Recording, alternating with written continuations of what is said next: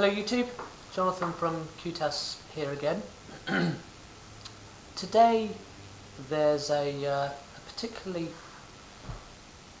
difficult subject which I had a couple of emails about in the past, not necessarily today, but I wanted to touch on anyway. It's the most topical subject, which is about food prices. Now, at the moment they're increasing week on week. They're increasing rapidly, and this isn't just a problem that's restricted to us in the catering industry. This is something that applies to everybody. We're all seeing marked increases in the prices. Why is this happening? Well, there's a multitude of reasons, part of which is things like the price of wheat has gone up dramatically.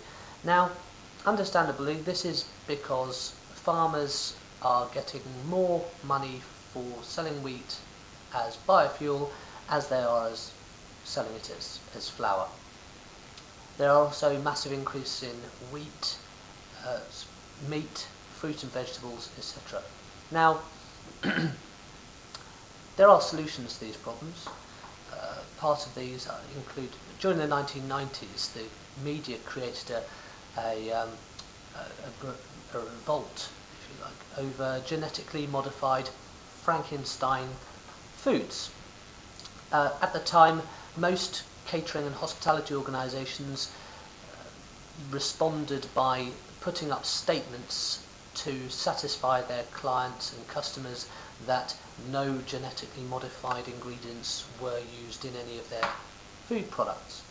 Now, this has resulted in two things. One is the continued use of chemical pesticides and fertilisers, which are, as we know, not good for us.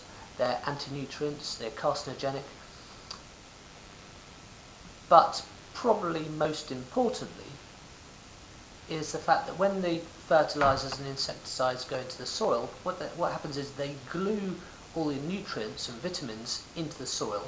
So the vitamins and minerals required by us, by our bodies, to maintain healthy bones, growth, all of our systems really, brain function, nerves, stay in the soil and they don't get absorbed into the fruit and vegetables. Now what happens is we eat all this food, it goes into our system processes this food and realises that it hasn't found the quantities of nutrients that it needs, so it gets our brain to tell us we're hungry again. What happens? We get fat. So we've got the option of that at the moment is organic food. And of course, organic is the buzzword being used by everybody. There are problems with organics as well. There's problems with the way it's classified, what can be classified as organic, what can't be classified as organic. And the other big problem is the yield per field of organic food. It's not resistant to disease, it's not resistant to pests, so we lose a colossal amount of food.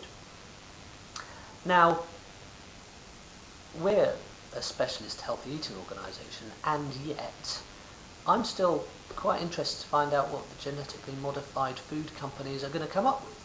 Because if they put on offer a wheat that is resistant to disease and pests, then I'm thinking, well, actually, this is a good thing with the population as it stands.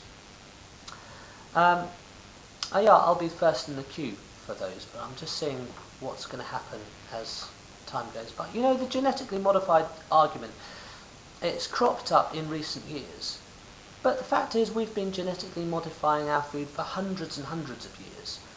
Pigs used to be furry, carrots used to be white. It was a gimmick for the King of Sweden's birthday a couple of hundred years ago. Somebody dyed them orange and that stuck.